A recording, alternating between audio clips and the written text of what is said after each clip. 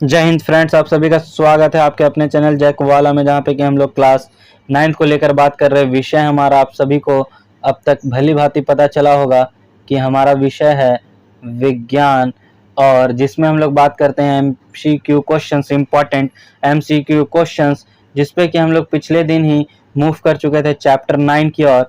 और आपको अब तक ये पता चल गया कि हमारा जो बात है वो होता है बाइलिंगुअल, मतलब हिंदी प्लस इंग्लिश में, और उस चैप्टर का नाम है बल तथा गति के नियम। अगर इसी चीज़ को हम लोग इंग्लिश में बोलना चाहें, क्योंकि इंग्लिश बहुत इंपॉर्टेंट है आज के डेट में, बहुत लोगों का मीडियम इंग्लिश होगा, तो बोलते हैं force and laws of motion.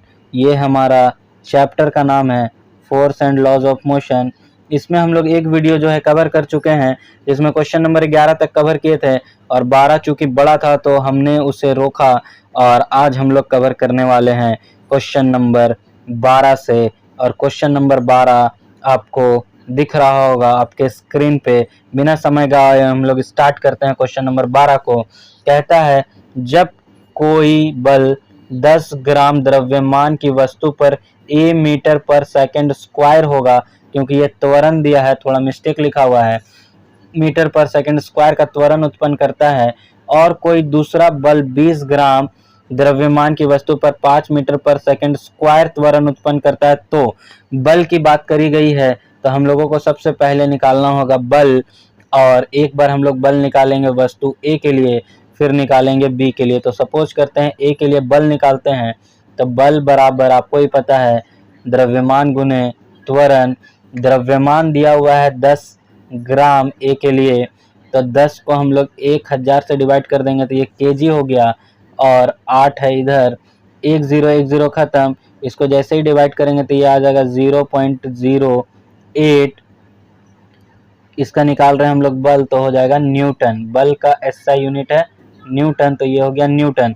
उसी तरह जब हम लोग बी की बात करते हैं, बी मैं इसके ऊपर बना रहा हूँ, तो इसका देखिएगा तो दिया हुआ है, यही फार्मूला फिर से हम लोग रिपीट करने वाले हैं। तो द्रव्यमान दिया 20 ग्राम, तो 20/1000 गुने 5, इसमें जो है आपका त्वरण है, तो 10 खत्म, और ये 5 दूनी 10, इन दोनों को जब मल्टीप्लाई करेंगे तो 10 आएगा। तो जैसे ही इसको कर दिया मल्टीप्लाई 10 का मतलब 10 और ख़त्म इन दोनों के साथ, मतलब 1/10 मतलब 0.1 न्यूटन। तो दोनों को देखिएगा तो 0.1 न्यूटन जो है, ये वाला वैल्यू बड़ा है, मतलब बी के ऊपर जो है बल ज़्यादा आएगा ए से। तो इसका सही उत्तर यही हो जाएगा। अब हम लोग देखते हैं कहाँ ऐसा लिखा है। तो जब ऑप्शन बी को देखेंगे, ए की अपेक्षा बी के ऊपर बड़ा बल है, तो यही ऑप्शन इसका सही हो जाने वाला है। उसके बाद आते हैं हम लोग प्रश्न संख्या 13, और प्रश्न संख्या 13 जो है वो कहता है, क्या कहता है, तो जब वस्तु की गति में त्वरण रहता है तब क्या होगा। तो इसका वेग हमेशा बढ़ता है, दोनों सेम साइड। जैसे ये वस्तु है, इसका त्वरण जस्ट इसके चलने वाले गति में है, तो ये और स्पीड होते चला जाएगा, इसका वेग बढ़ते रहेगा, हमेशा बढ़ता है इस कंडीशन में, याद रखिएगा। उसके बाद है हमारा प्रश्न संख्या 14, और प्रश्न संख्या 14 ये भी थोड़ा बड़ा है, तो इसको स्क्रीन पे हम लोग कर लिए एडजस्ट। और ये कहता क्या है, तो ये कहता है हमारा प्रश्न संख्या 14 जो है वो कहता है कि किसी पिंड पर एक बल कार्य करता है। कोई बात नहीं, करने दीजिए। अगर पिंड पर क्रियाशील बल और पिंड का द्रव्यमान ज्ञात हो, मतलब हम लोगों को बल भी पता है और उसका द्रव्यमान भी पता है, तो न्यूटन के गति के दूसरे नियम मदद करता है कि पता लगाने में किस चीज़ को। तो आप लोगों को पता है भली भांति, ए मीन्स त्वरण, तो पता किस चीज़ का करेंगे, त्वरण का। सीधा सीधा इस इक्वेशन से देख रहे हैं कितना क्वेश्चन है, इस इक्वेशन से बहुत सारे क्वेश्चंस आते हैं एग्जाम में, रियलिटी में भी। तो आप लोगों को इस इक्वेशन को मजाक नहीं समझना है, it's a very important equation. उसके बाद आते हैं हम लोग प्रश्न संख्या 15 की ओर। कहता है, 1 किलोग्राम पिंड पर 1 न्यूटन का बल लग रहा है, तब पिंड, तो आपको ही पता है कि F is equal to m a. अब तक तो ये रटा गया होगा। तो 1 किलोग्राम मतलब ये 1 किलोग्राम है, 1 न्यूटन का लग रहा है, तो 1 ही मीटर पर सेकंड स्क्वायर का त्वरण उस पर काम करने लगेगा, और ये ऑप्शन डी में दिख रहा है। तो बस डी टिक मारिए और आगे बढ़ जाइए। उसके बाद है क्वेश्चन नंबर 16, और 16 कहता है, गैलीलियो एक साइंटिस्ट का नाम है, कि प्रयोग से सिद्ध होता है कि जड़त्व का, उससे जड़त्व का पता चलता है।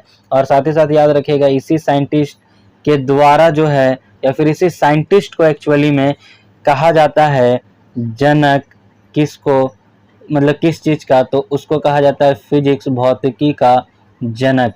याद रखना है आप लोगों को। उसके बाद आते हैं हम लोग प्रश्न संख्या 17 की और 17 कहता है जड़त्व का गुण अधिक होता है। मैंने कहा था जड़त्व किस पे डिपेंड करता है, तो ये डिपेंड करता है द्रव्यमान पे। एक ट्रेन रहे, एक हम लोगों के पास जो है ट्रेन रहे और एक साइकिल रहे, और बोला जाए किसका, ये साइकिल का स्पेलिंग होगा CYCLE। एक साइकिल रहे और पूछा जाए किसका जड़त्व अधिक है, तो जिसका वजन मतलब द्रव्यमान ज़्यादा, उसका तो ट्रेन का ज़्यादा हो जाएगा साइकिल के मुकाबले। तो बस ये भारी वस्तु में ज़्यादा होता है, अधिक बोला है तो भारी वस्तु में ज़्यादा होगा। उसके बाद आते हैं हम लोग प्रश्न संख्या 18 की ओर, और प्रश्न संख्या 18 भी बड़ा था, इसको कर लिया मैंने स्क्रीन पे एडजस्ट। और अब देखते हैं, ए और बी दो वस्तु पर समान बल समान समय तक लगाया जाता है, दोनों में बल समान है, ए की गति में परिवर्तन बी की तुलना में अधिक देखा जाता है, जड़त्व अधिक होगा। समान बल था, अब उसका गति में परिवर्तन ज़्यादा है, तो याद रखिएगा। अच्छा, यहाँ पे बोला ए की गति में परिवर्तन बी की तुलना में अधिक देखा जाता है, जड़त्व अधिक होगा। तो जिसमें, क्योंकि जड़त्व सीधा सीधा आपको याद रखना है, जड़त्व जो है वो बताता किसको है, तो द्रव्यमान को। तो ए की गति में परिवर्तन बी की तुलना में अधिक है, मतलब इसका द्रव्यमान भी ज़्यादा है, तो जड़त्व और द्रव्यमान दोनों सीधा ए का ज़्यादा होगा। उसके बाद आते हैं हम लोग प्रश्न संख्या 19 की ओर, और प्रश्न संख्या 19 जो है वो कहता है, दिख रहा है आपको स्क्रीन के ऊपर, जड़त्व का गुण है, क्या है, तो मात्रा के कारण। जड़त्व का गुण जो है, यहाँ पे जो जो क्वेश्चंस है उसके अकॉर्डिंग मात्रा, जिसे इंग्लिश में बोला जाता है क्वांटिटी, क्वांटिटी के कारण होगा। उसके बाद आते हैं प्रश्न संख्या 20 की ओर, और 20 हमारा कहता कुछ है इस तरह से कि बल परिवर्तित करता है। बल किस चीज को परिवर्तित करता है, तो बल जो है वो गति को परिवर्तित कर देगा, जैसे ही बल लगेगा उसका गति बदल जाएगा, गति को परिवर्तित करता है। अगला प्रश्न हमारा बेहतरीन प्रश्न संख्या 21, और ये कहता है संतुलित बल परिवर्तित करता है। तो ये अगर एक डब्बा है, इधर से भी हम लोग ये बल लगा रहे हैं F न्यूटन का, इधर से भी F न्यूटन का, तो क्या होगा कि ये बॉक्स जो है थकुचा के इसका आकृति बदल लेगा और ये टेढ़ा मेढ़ा हो जाएगा। तो हम लोग सीधा बोल सकते हैं कि इसकी आकृति को बदल देगा, परिवर्तित कर देगा।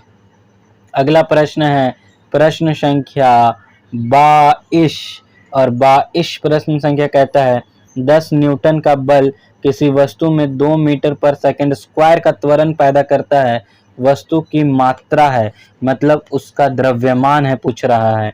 तो हम लोगों को फिर से वापस इसी इक्वेशन में आना है जिसे हमने नाम दिया है यूनिवर्सल। तो ये हो जाएगा F = ma। अब यहाँ पे F हमारा है 10 न्यूटन, ये है आपका निकालना, और A का पता है 2, फिर ये इधर गुना में उधर जाएगा भागा में, और जैसे ही उधर गया भागा में तो ये कट के हो गया 5, मतलब m = 5, इसका इकाई है kg, तो m = 5 kg बी में दिख रहा है, टिक मारिए और आगे बढ़ जाइए।